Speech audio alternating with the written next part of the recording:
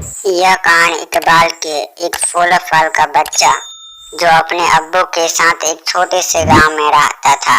इकबाल के पिता बीमार थे, इसलिए इकबाल ही काम करके घर चलाना पड़ता था। एक दिन अचानक उसके अब्बू की तबीयत कुछ ज्यादा खराब हो गई और उसके अब्बू का देहांत हो गया। इकबाल की मदद करने वाला कोई नहीं था, इसलिए इकबाल खुद अपने अब्बू को कब्रिस्तान ले गया। वह अकेला सब कुछ कर रहा था। कब्र खोदा, कब दोपहर से शाम हो गया, शाम से रात हो गई, उसे कुछ पता ही नहीं चला। जब वह अपने अब्बू को दफनाने के बाद कब्रिस्तान की गेट की तरफ बढ़ रहा था, तब काफी रात हो चुकी थी। हवाएं भी तेज चलने लगी थी।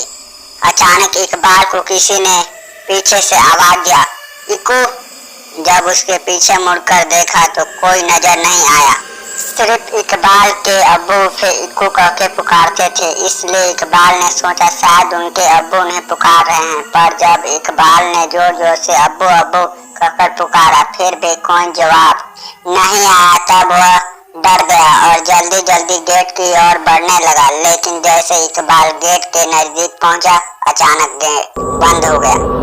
वह एकदम से घबरा गया।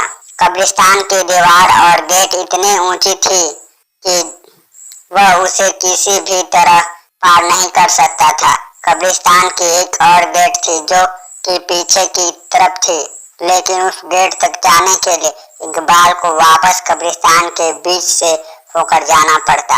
किसी तरह हिम्मत जुटाकर उसने दूसरे गेट तक जाने का फैसला किया। वह सुनसान कब्रिस्तान के बीच से जा ही रहा था कि अचानक उसे दूर एक आदमी खड़ा हुआ दिखाई दिया। वह उस आदमी के पास गया और पूछा, कौन हो तुम? उस आदमी ने कोई जवाब नहीं दिया। इकबाल फिर से उसे पूछने ही वाला था कि उस आदमी का सिर अचानक से पीछे घूम गया। उसका दोनों आंखें लाल था और इकबाल को गुस्से से देख रहा था। यह देखकर इकबाल जोर जोर से चिल्लाया और भागने लगा। भागते भागते वह एक पेड़ के पास जाकर रुका और किसी तरह वहीं पे रात गुजारने का फैसला किया। कुछ ही देर में उसके चारों तरफ कोहरा छाने लगा।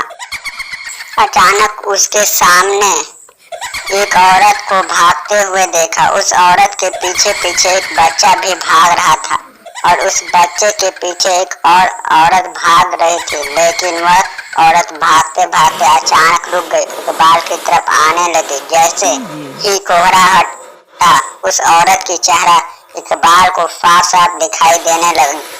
उस औरत को देखकर इकबाल की रोंगटे खड़े हो गए, मानो जैसे कि वह औरत सालों से उस कब्रिस्तान में दफन हो। वह औरत इकबाल के करीब आ रही थी और इकबाल धीरे धीरे पीछे हट रहा था। अचानक इकबाल का पैर फिसला और वह एक कब्र में जा गिरा। कब्र इतना गहरा था कि वह वहां से निकल भी नहीं पा रहा था। उसे लगा कोई उसे जमीन के अंदर खींच रहा है। जब वह पीछे मुड़ा तो देखा कि वही औरत उसे खींच रही है। इसका आधा शरीर जमीन के अंदर जा चुका था कि अचानक उसे लगा कोई उसे हाथ पकड़ के ऊपर खींच रहा है। वह जैसे ही ऊपर आया, सीधे कब्रिस्तान के बाहर भागते हुए चला गया। फिर समझ आ गया था कि उसे ऊपर खींचने वाला उसके अब्बू ही था। इसीलिए कहते हैं, जो आपसे सच्चा प्यार करता है वह आपको मरने के बाद भी मदद करता है।